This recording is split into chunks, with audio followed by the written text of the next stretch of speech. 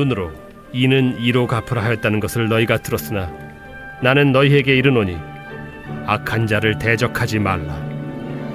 누구든지 내 오른편 뺨을 치거든 왼편도 돌려대며 또 너를 고발하여 속옷을 가지고자 하는 자에게 겉옷까지도 가지게 하며 또 누구든지 너로 억지로 오리를 가게 하거든 그 사람과 심리를 동행하고 네게 구하는 자에게 주며 네게 꾸고자 하는 자에게 거절하지 말라. 또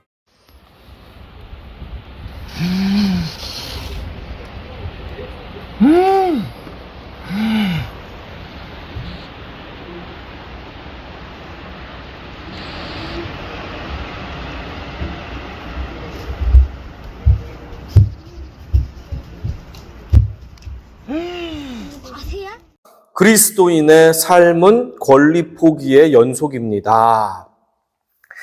이탈리아의 베로나에는 원수지간인 두 집안이 있었습니다. 아주 명문 가문인데 한 가문의 이름은 몬테규라는 가문이고 한 가문의 이름은 캐플릿이라는 가문이었습니다. 이 짝사랑하는 여인에게 실연을 당한 몬테규 집안의 아들이 있었는데 그의 이름은 로미오. 이 로미오를 위로하기 위해서 친구들이 원수 집안인 캐플릿 집안에서 가면 무도회가 있다는 소식을 듣고 로미오를 데리고 위험을 무릅쓰고 가면을 쓰고 들어갑니다. 가면을 썼으니까 못 알아보잖아요. 그래서 신나게 춤을 추고 놀게 되었는데 그곳에서 로미오는 자신의 원수 집안인 캐플릿 집안의 외동딸 줄리엣을 만나게 되고 둘은 운명적인 사랑의 마음을 느끼게 됩니다. 그래서 로미오는 그녀를 잊을 수가 없어서 몰래 그 방 2층의 위쪽에 있는 방까지 벽을 타고 올라가서 사랑 고백도 하고 그러는 가운데 둘이 뜨거운 연인이 되었습니다. 그런데 둘의 러브 스토리를 알게 된 두 집안은 난리가 났습니다. 절대 안 된다! 한편 사랑에 빠진 두 남녀는 집안의 반대에도 무릅쓰고 몰래 신부님을 찾아가서 신부님 앞에서 결혼식까지 올립니다. 자, 그러는 가운데 두 집안 젊은이들 가운데 이 갈등이 생겼고 결투를 하게 되었는데 어떻게 하다가 로미오의 친구가 이 상대방 집안 남자에 의해서 죽임을 당하는 일이 생겼습니다. 으아, 고통스럽다. 그 사이에 줄리엣은 집안에서 다른 집안의 남자와 강제 결혼을 시키기로 작정을 하였습니다. 와, 이런 상황 가운데 로미오는 또 자신의 친구를 죽인 원수를 갚기 위해서 캐플릭 가문 줄리엣의 사촌을 죽이는 일이 복수하는 일이 생겨납니다. 이렇게 복수의 복수가 계속되는 가운데 둘은 사랑에 빠지지만 결혼을 할 수 없게 되자 신부에게 도움을 요청합니다. 그랬더니 신부님이 방법을 알려줍니다. 이 비밀의 약을 먹으면 네가 며칠 동안 잠을 자게 되는데 마치 죽은 거와 같다. 그러니 그것을 먹고 그동안에 로미오에게 편지를 써서 내가 깨어나면 이게 죽은 게 아니고 잠시 잠을 자는 거니까 깨어나면 함께 도망가자라고 하는 편지를 쓰라고 하는 것이고 그렇게 편지를 쓰게 돼서 전달을 하는데 편지가 로미오에게 전달이 되질 않습니다. 그러는 가운데 이 부모님들과 온 가족들은 딸이 애지중지하는 딸이 죽었다는 소식을 듣고 충격 가운데 장례식을 치르게 됩니다. 납골당 안에 줄리엣을 눕혀놓았습니다. 그 사이에 로미오가 몰래 납골당 안에 들어가서 누워서 죽어있는 줄리엣을 발견합니다. 원래는 자고 있는데 그 편지를 받지 못했기 때문에 죽은 줄 알았습니다. 너무 고통스러워. 내 생명의 여인을 찾았는데 그녀가 벌써 죽어버리다니. 나도 살 이유가 없어 하면서 자신이 자살을 합니다. 이제 약효가 떨어지면서 잠에서 깨어난 줄리엣이 주 옆에서 죽어가는 로미오를 봅니다. 로미오 안 돼! 나도 당신 따라갈래요. 하면서 줄리엣도 로미오를 따라서 저 세상으로 떠나버립니다. 이것이 그 유명한 대작인 셰익스피어의 로미오와 줄리엣의 줄거리입니다. 사진을 보시면 아시겠지만 1968년도에 개봉했던, 그래서 정말 지금까지도 우리의 인상에 아주 사로잡혀 있는 로미오와 줄리엣 영화입니다. 여주인공 올리비아 허세와 레오날드 파이팅 남자 여자 배우 기억나실 것입니다. 정말 우리가 가슴 설레면서 봤던 그 영화 주인공들입니다. 이렇게 복수는 복수와 비극을 계속해서 반복하면서 낳게 됩니다. 얼마 전 고대 함무라비 왕의 법전으로 유명한 함무라비 법전이 이렇게 박물관에 남겨져 있잖아요. 그것이 탈리오 법칙이라는 법칙인데, 렉스 탈리오네스라는 법칙인데, 그 법칙의 내용이 무엇이냐면 피해자가 입은 피해와 동일한 피해를 가해자에게 가한다는 법의 원칙을 말합니다. 이는 구약 율법에서도 언급하고 있습니다. 출애굽기 21장 내용 같이 읽어봅니다. 그러나 다른 해가 있으면 값되 생명은 생명으로, 눈은 눈으로, 이는 이로, 손은 손으로, 발은 발로, 된 것은 된 것으로, 상하게 한 것은 상함으로, 때린 것은 때림으로 갚을지니라.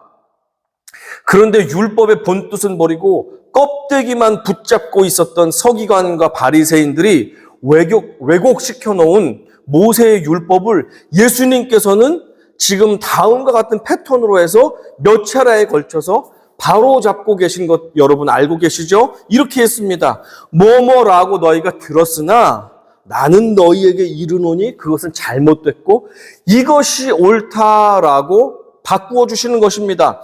본래 하나님께서 눈에는 눈, 이에는 이로 형벌의 한계를 정해 주신 이유는 인간의 악한 본성 때문이었습니다. 인간은 한 대를 누구에게 맞으면 한 대 이상을 돌려주려고 하는 못된 죄성이 있습니다. 한 대를 맞았습니까? 그러면 그 강도보다 더 세게 갚아주려고 하는 인간의 못된 죄성이 있다는 것입니다. 그렇기 때문에 인간에게 직접 받은 피해를 고스란히 돌려주라고 하면 똑같이 갚아주는 것이 아니라 더 크게 갚아주다가 서로 더 세게 갚아주다 보니 난장판이 되는 것이 인간인 것이라는 것을 하나님께서 너무 잘 알고 계셨기 때문에 그 형벌에 대한 한계를, 맥시멈을 정해준 것이 바로 탈리오법 그리고 구약의 율법이 되겠습니다. 눈에는 눈까지만 갚아줘라. 너의 눈을 상하게 한 사람에게 찾아가서 눈과 함께 손까지 자른다면 그것은 절대로 공평하지 않다라는 것을 말씀해 주시는 것입니다. 이 율법에 대한 인간들의 오해와 달리 탈리오법, 즉 동해보복법, 같은 해로 갚는다는 이 동해보복법은 개인의 복수를 위한 기준으로 만들어진 법칙이 아니라 재판관과 공적인 기관에서 공정한 피해에 대한 보상이 주어질 수 있도록 그 맥시멈의 기준을 나타낸 것이 탈리오법의 기준이 되겠습니다. 이것은 결국 더 이상 복수가 복수를 낳는 그 고통을, 비극을 발생하지 않게 하는 안전장치였던 것입니다. 이는 복수를 권장하게 만들어 놓은 율법주의자들의 가르침이 틀렸고 하나님의 백성은 복수가 아닌 사랑으로서 살아야 함을 가르쳐주고 계십니다. 아멘? 아멘입니다. 하지만 여태까지 율법주의자들의 오해는 이 율법을 개인적인 피해 복수를 권장함으로써 하나님의 공동체를 망가뜨리고 있었습니다. 38절 같이 읽어봅니다. 또 눈은 눈으로 이는 이로 갚으라 하였다는 것을 너희가 들었으나 예수님께서는 너희가 듣고 배운 것은 틀렸다라고 말씀하십니다. 결론부터 말씀드리자면 그리스도인의 삶은 권리 포기의 연속이다라는 것을 오늘 예수님께서 친히 네 가지의 예를 들어서 말씀해 주고 계십니다. 저는 그 네 가지 예가 어떤 의미인지 밝혀보도록 하겠습니다. 그 예들은 보복에 대한 권리, 소유권에 대한 권리, 시간과 수고에 대한 권리, 돈에 대한 권리를 모두 포기하라 라는 것입니다. 어려운 말씀입니다. 하지만 그것을 말씀하시는 그 본질과 핵심을 우리가 이해하면 더 이상 오해하게 되지 않는 말씀이라는 사실을 한마디 덧붙여 드리면서 우리가 본론으로 들어가 보도록 하겠습니다. 첫째, 주님은 보복에 대한 권리를 포기할 것을 명령하셨습니다. 39절 같이 읽어봅니다. 나는 너희에게 이르노니 악한 자를 대적하지 말라. 누구든지 내 오른편 뺨을 치거든 왼편도 돌려대며. 누군가에게 뺨을 맞아보셨습니까? 맞아보셨습니까? 뺨 맞아보셨습니까? 극심한 수치감과 모욕감이 생깁니다. 미국에서 나고 자라신 분들은 아마 이해하기가 힘들겠지만 한국에서 제가 어릴 적 초중고등학교를 다닐 때는 선생님들이 학생들을 체벌할 수 있었고 뺨을 때리기도 하셨습니다. 문제는 학생들이 맞을 짓을 해서 맞는다면 뭐라고 하소연하기가 어려웠던 시대였지만 문제는 순전히 선생님의 기분이 나빠서 화풀이로 학생들의 뺨을 때리는 일들이, 폭행하는 일들이 종종 있었다는 사실입니다. 오늘날은 상상할 수 없는 일입니다. 저도 뺨을 몇 차례 맞아보았는데 그 불쾌한 기분이 지금까지도 기억에 남습니다. 그런 것을 해서는 안 되는데 그런 기억이 있습니다. 2000년 전 이스라엘에도 상대방에게 수치와 모욕을 주기 위해서 뺨을 때리는 문화가 존재했습니다. 그런데 주님은 하나님의 사람들이 상대의 오른뺨을 때리면 너도 상대의 오른뺨을 때리라 라고 하는 율법주의자들의 가르침과는 달리 너희의 보복의 권리를 포기해라 라고 가르쳐 주십니다. 고대 시대에는 왼손잡이라는 것은 장애인과 같이 취급을 받았습니다. 그래서 왼손이 익숙해도 억지로 오른손을 단련해서 오른손잡이가 됐던 시대가 바로 과거 고대 사회였습니다. 그러다 보니까 1000명 중에 999명은 오른손잡이였던 시대였습니다. 그 시대에 상대방이 당신의 오른뺨을 치거든 왼뺨도 돌려주라는 말은 오른뺨을 어떻게 치냐면 상대의 오른 손등으로 가격할 때 오른뺨을 칠 수 있습니다. 여러분이 볼 땐 반대죠? 상대의 오른 손등으로 오른뺨을 갈겨야지 손등으로 갈길 때 오른뺨이 맞게 됩니다. 생각해 보세요. 저하고 반대로 보이기 때문에 그렇게 더욱더 수치스럽고 모욕적인 오른뺨을 손등으로 맞는다 해도 당신은 그것에 대해서 보복을 하지 말고 왼뺨을 돌려주어라. 이 정도까지 갈 수 있어야 한다라는 것이 예수님의 말씀입니다. 그런데 이 세상 사람들이 그러하듯 주님을 믿는 사람들까지도 받은 대로 악을 돌려주기 시작한다면 그 결과가 어찌 되는지 아십니까? 화면에 보다시피 2000년이 넘는 이스라엘과 팔레스타인 가나안 사람들의 분쟁이 지금까지 오늘까지도 계속되고 있고 해결의 실마리조차 있지 않지 않습니까? 이것의 원인이 무엇이냐면 복수가 끊이지 않는 것입니다. 보복을 멈출 때 그들의 갈등은 끝나게 되는데 누구도 보복을 멈추지 않습니다. 특별히 하나님을 믿는다고 하는 이스라엘 사람들조차 알라신을 믿는다는 알라를 하나님으로 믿는 무슬림 사람들조차 보복을 멈추지 않는다는 것이 문제입니다. 누군가 보복을 멈추게 될 때 이스라엘, 팔레스타인 갈등은 그때야 비로소 끝나게 될 것입니다. 주님의 사람들만큼은 보복의 권리를 포기하라 라고 하는 것이 우리 예수 그리스도의 지금 명령이십니다. 잠언 10장 12절 같이 읽어봅니다. 미움은 다툼을 일으켜도 사랑은 모든 허물을 가리느니라. 이 말씀을 실천에 옮긴 한 분이 생각나서 말씀을 나누겠습니다. 주모, 여기 술 좀 더 가져와! 예, 알겠습니다. 여기요, 여기. 한참을 마셨습니다. 한참을 음식과 술을 시켰습니다. 잔뜩 취한 청년이 술값도 내지 않고 나가버립니다. 저기 술값을 주셔야 되는데요. 뭐라고? 다 들쳐엎고 부수고 내가 누군 줄 알고? 아니요, 그냥 가십시오. 이 청년의 이름은 김익두라는 청년입니다. 이 청년은 100년도 더 전에 북한 지역에 살던 청년이었는데 황해도 안악군 대원면 평촌의 부유한 집 외아들로 태어난 김익두는 아버지의 죽음으로 가세가 기울어지자 성격이 비뚤어지고 난폭해지기 시작했습니다.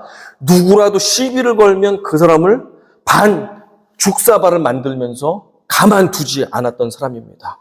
그 지역에서는 아무도 그를 건드릴 수가 없었습니다. 그의 별명은 안악골의 호랑이였습니다. 하지만 이 유명한 깡패가 안악교회의 서양 선교사님의 인도를 통해서 교회에 가게 되었고 예수님을 만나 새 사람이 되었습니다. 그는 예수님을 만난 다음에 매일 눈물을 흘리며 자신의 과거를 회개했습니다. 몇 밤 며칠을 잠을 자지 않고 그 하나님의 말씀을 읽고 또 읽었습니다. 그는 죽고 다시 살아나게 되었습니다. 옛사람은 죽고 예수 안에서 새 사람으로 살아나게 되었습니다. 중생이라고 합니다. born again이라고 합니다. 이것을 경험했습니다. 1901년 김익두는 재령읍 교회라는 곳에 전도사로 하나님의 일을 시작했습니다. 그 유명한 평양신학교를 졸업하였고 목사 안수를 받았습니다. 그는 평생 전국의 교회를 다니며 치유 부흥 집회를 인도하는 치유 사역자가 되었습니다. 그가 인도한 집회를 통해서 수만 명의 안진뱅이, 소아마비, 귀신 들린 사람, 불치병 환자들이 낫는 역사가 일어났습니다. 김익두 목사님을 통해서 280여 개의 교회들이 세워지게 되었습니다. 200여 명의 신학생들을 교육시키는 일을 김 목사님이 맡았습니다. 이렇게 하나님에게 귀하게 쓰임받은 김익두 목사님이 하루는 부흥의 인도를 위해서 산길을 걸어 올라가고 있었습니다. 너무 힘들어서 중간에 쉬고 있었는데 마침 반대편에서 올라오는 사람이 술에 취한 채 올라오더니 김익두 목사님에게 말하는 것입니다. 야 임마, 네가 뭔데 나보다 먼저 올라와? 이리 와! 푹! 이 불량배 같은 사람이 술이 취해서 목사님을 때리는데 목사님은 항의를 하지 않고 그 매를 다 맞은 것입니다. 그리고 나서 이렇게 말했습니다. 형님, 다 때리셨습니까? 그래, 다 때렸다. 어쩔래? 그러자 목사님이 말했습니다. 예수는 내가 믿고 복은 형님이 받으셨군요. 이게 무슨 말인지 모르니까 술 취한 사람이 뭐라고? 라고 물었습니다. 형님, 나 김익두입니다. 김익두라는 말을 듣자마자 이 사람이 술이 펄쩍 깨서 네? 아이고 잘못했습니다. 살려만 주십시오. 아니 안악골의 호랑이 김익두십니까? 아유 잘못했습니다. 죄송합니다. 살려만 주십시오. 저하고 같이 갑시다. 하고 부흥회가 열리는 곳으로 이 술 취한 사람을 데리고 목사님이 갔습니다. 그래서 그곳에서 이 사람이 은혜를 받게 되었고 예수님을 만나게 되었고 나중에 어느 교회의 장로님으로 헌신하는 사람이 되었다라는 이야기가 있습니다. 김익두 목사님의 복수에 대한 권리 포기가 한 영혼을 살린 것입니다. 그리스도인의 삶은 권리 포기의 연속입니다. 둘째, 주님은 소유권에 대한 권리를 포기할 것을 명령하십니다. 40절 같이 읽어봅니다. 또 너를 고발하여 속옷을 가지고자 하는 자에게 겉옷까지도 가지게 하며. 여기 말하는 속옷은 오늘날로 말할 때 팬티나 이너웨어가 아닙니다. 성경이 말하는 속옷은 여성으로 따지면 점잖은 원피스, 남성으로 따지면 수트 정장쯤 되는 외출복입니다.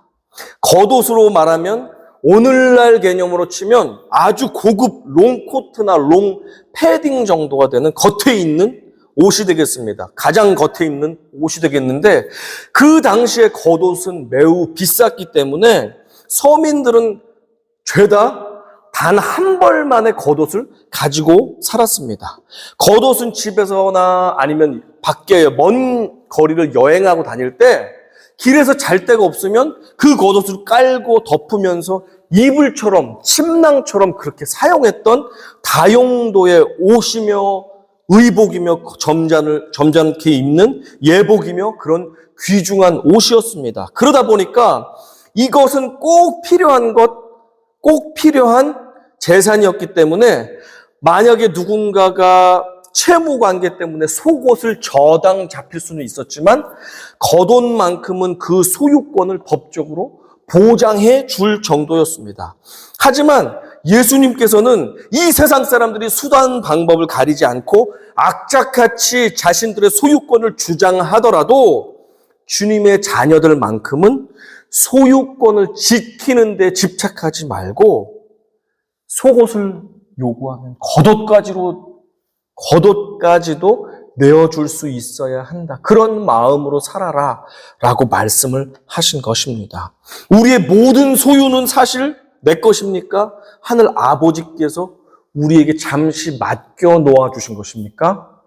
우리가 저 천국에 갈 때 다 가져가십니까? 가져가면 내 것이지만 다 두고 가면 아버지께서 청지기인 우리들에게 잠시 쓰라고 나누어 쓰라고 맡겨주신 것이 맞죠?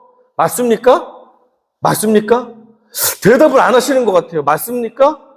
맞습니다. 끝까지 내가 가지고 갈 수 있으면 내 것입니다. 그러나 결국 다 놓고 간다면 그리고 태어날 때 가지고 온 것이 전부 하나도 없죠?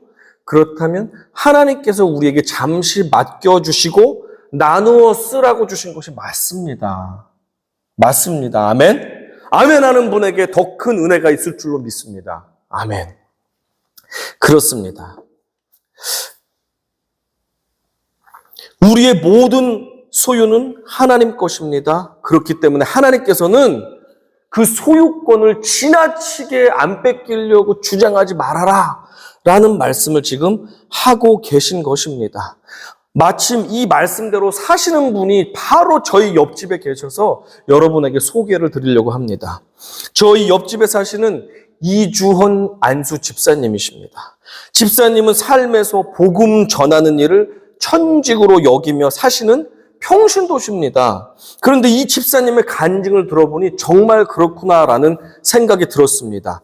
저희 집은 지금 월세로 살고 있는데 오래전에 저희 집 주인께서 담벼락을 쌓을 때 옆집 땅을 살짝 넘어서 이렇게 쌓게 되었다는 말씀을 이 집사님께서 하셨습니다. 그런데 이 집사님은 자신의 땅이 넘어왔는데도 불구하고 그것에 대해서 예수님 믿지 않는 사람과 논쟁을 해서 싸워서 이기는 것이 유익이 별로 없겠다 생각이 들어서 그것에 대해서 따지지를 않고 양보하는 게 낫겠다 하여서 마음을 내려놓았다는 것입니다. 그랬더니 마음이 편안해졌다라고 말씀을 하는 것을 들었습니다. 뿐만 아니라 이 집사님께서는 저희 집 반대쪽 편에도 노부부가 살고 계셨는데 자신의 땅에 카센터 건물을 새로 지었습니다. 그러다 보면서 건물이 들어오니까 큰 건물이 들어오다 보니까 이 길이 좁아 보이게 되었죠. 그러니까 옆집의 노인들이 불평을 했다는 거야. 우리 땅까지 넘어왔다고 왜 우리 땅까지 넘어왔냐고 불평불만을 만날 때마다 했다는 것입니다. 그런데 집사님께서 지적도를 아무리 살펴보아도 이웃의 땅을 조금도 넘어가지 않은 것이 분명했다는 것입니다. 그래서 이야기를 해도 아니야, 우리 땅을 넘어왔어, 우리 땅을 넘어왔어, 이거 책임져, 다시 건물 허물어 라고 우겼다는 것입니다.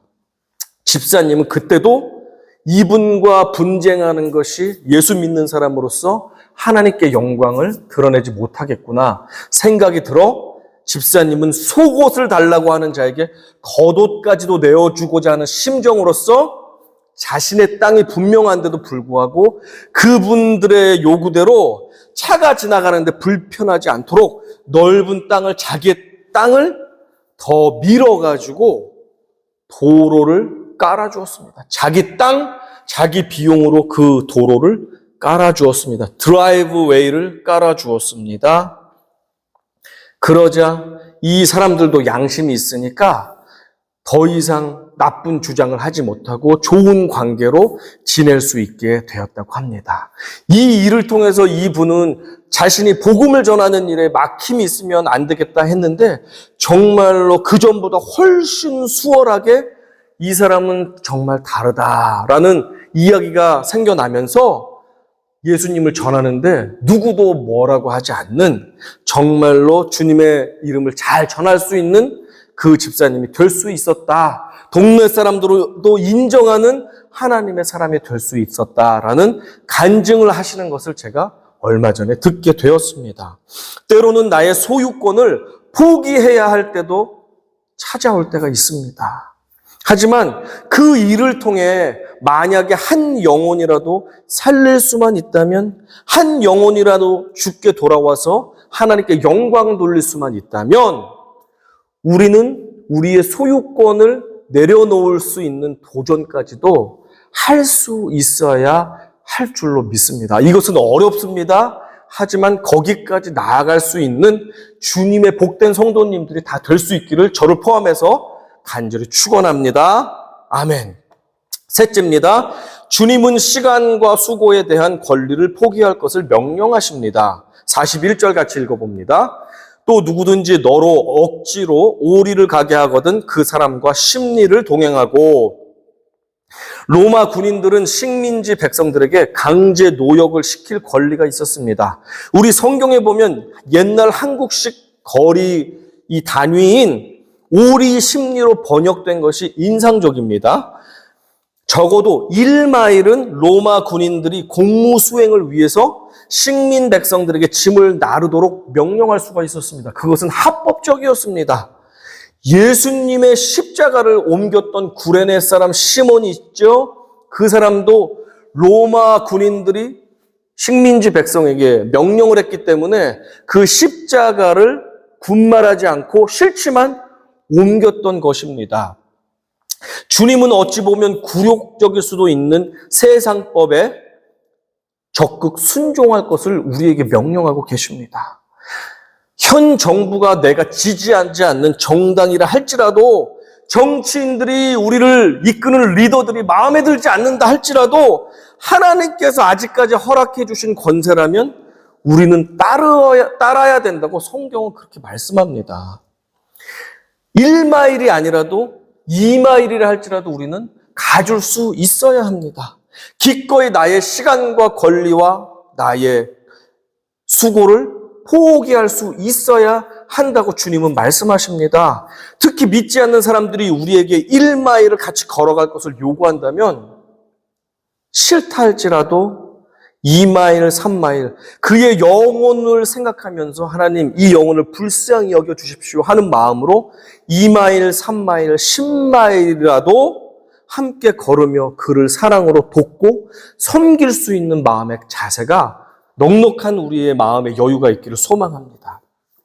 그럴 때에 세상 사람들이 결국 우리의 예수 닮은 거룩한 시간의 낭비 또 수고의 낭비를 보면서 그들이 감동받게 되고 결국 주님께 돌아오는 역사가 일어나게 될 것입니다.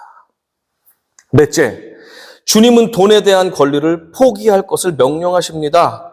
42절입니다. 내게 구하는 자에게 주며 내게 꾸고자 하는 자에게 거절하지 말라. 주님은 빈손 들고 세상에 태어난 우리가 먹고 입고 자고 누리는 모든 것을 어제도 주셨고 오늘도 주셨고 내일도 책임져 주십니다. 모든 것이 주로부터 왔다는 사실을 확실히 믿는 자는 이 말씀을 받아들일 수가 있습니다. 이쯤 되면 어떤 분은 마음에 불편함이 생기실 수도 있다고 생각합니다. 악한 자들이 우리 것을 다 뺏어가는데도 크리스천이기 때문에 바보같이 다 뺏기고 당하란 말씀입니까? 억울하게요? 나는 그렇게 못하겠는데요? 너무 지나친 말씀 아닙니까?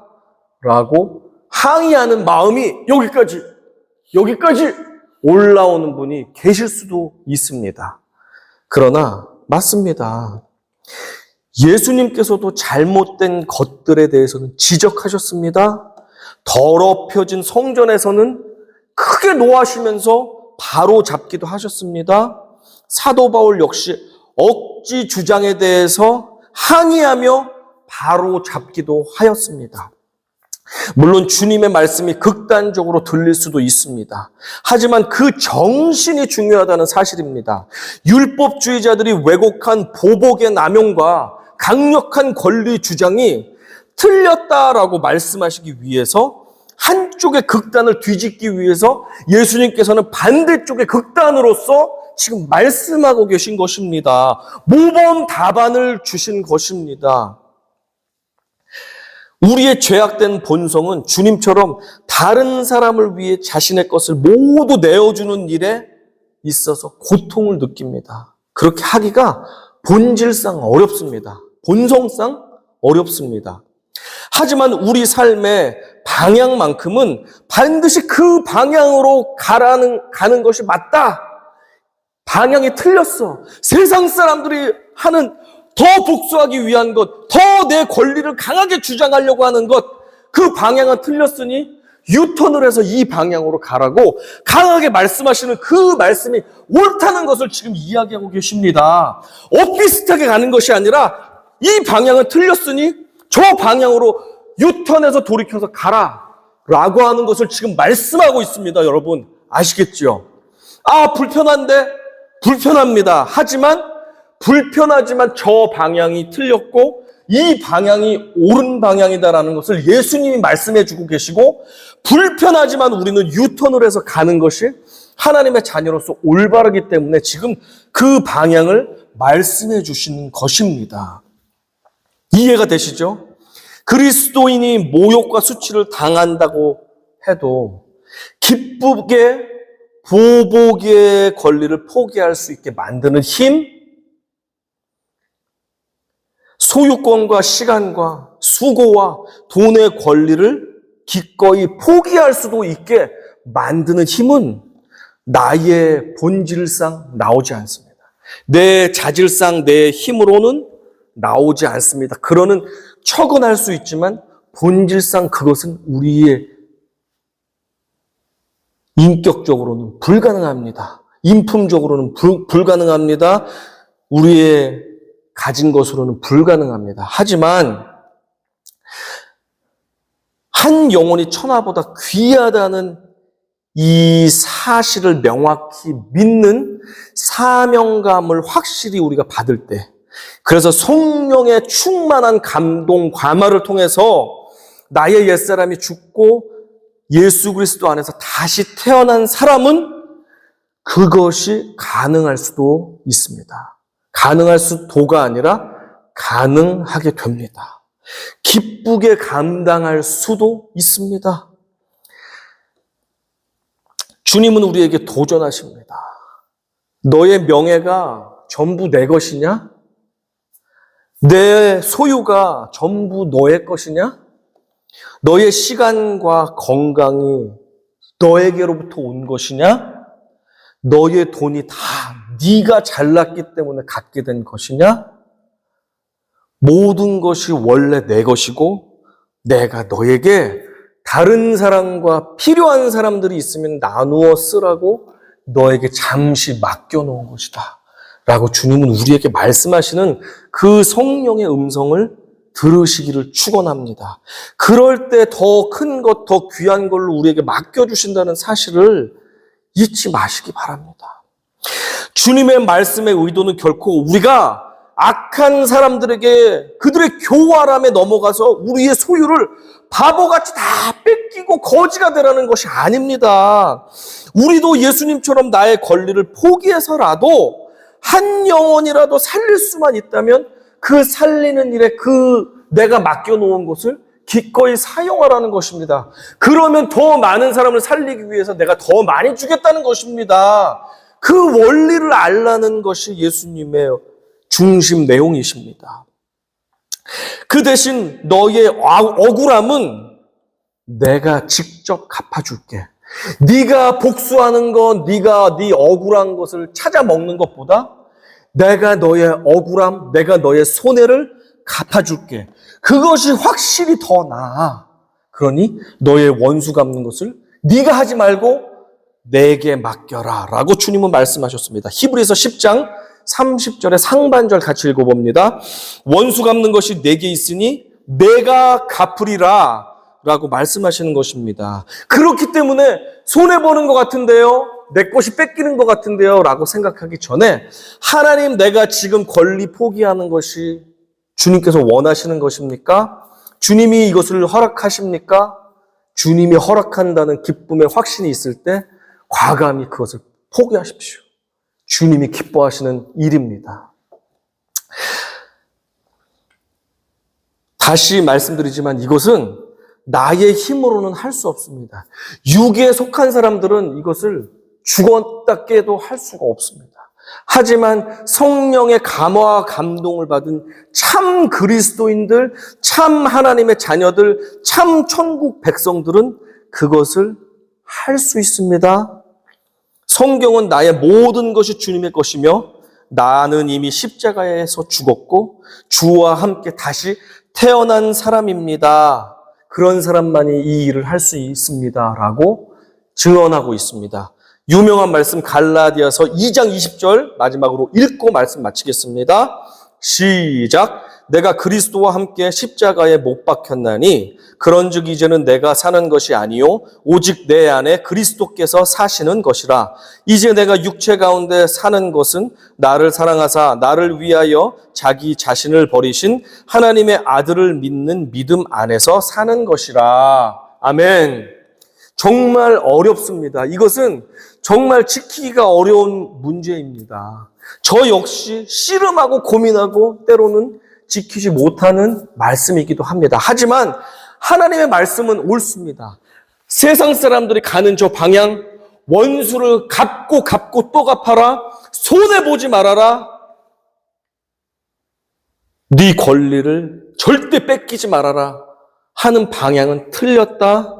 나는 사랑의 방향, 유턴해서 너가 저 방향으로 가기를 원한다. 사랑으로 보복을 포기할 수 있기 원합니다. 사랑으로 너의 시간과 너의 마음과 정성과 건강을 하나님의 영광을 위해서 사용하기를 원한다. 저 방향이 옳으니 방향을 돌리라고 주님 말씀합니다. 그렇다면 우리가 해야 될 것은 무엇입니까? 지금 주식 전 재산을 팔고 거지가 되라는 것이 전혀 아니라 방향을 돌려서 하나님이 기뻐하시는, 예수님이 향해 나가시는 그 방향으로 우리도 걸어갈 수 있는 주님의 자녀들이 되라는 것입니다. 이 일에 우리 모두가 동참하기를 원합니다. 때로는 주님께서 나에게 권리 포기를 원하신다면, 그것이 분명한 하나님의 뜻이라면 우리가 아멘, 모든 것이 주께로부터 왔사오니 모든 것 주님께 내려놓습니다 라고 하는, 모든 것을 하나님 앞에 내려놓는 하나님의 복된 성도들, 그래서 하늘의 상급을 받고도 또 받는 주님의 부요하고 충만한 하나님의 성령 충만한 성도님들이 다 되시기를 이 시간 권면하고 축복드립니다. 아멘.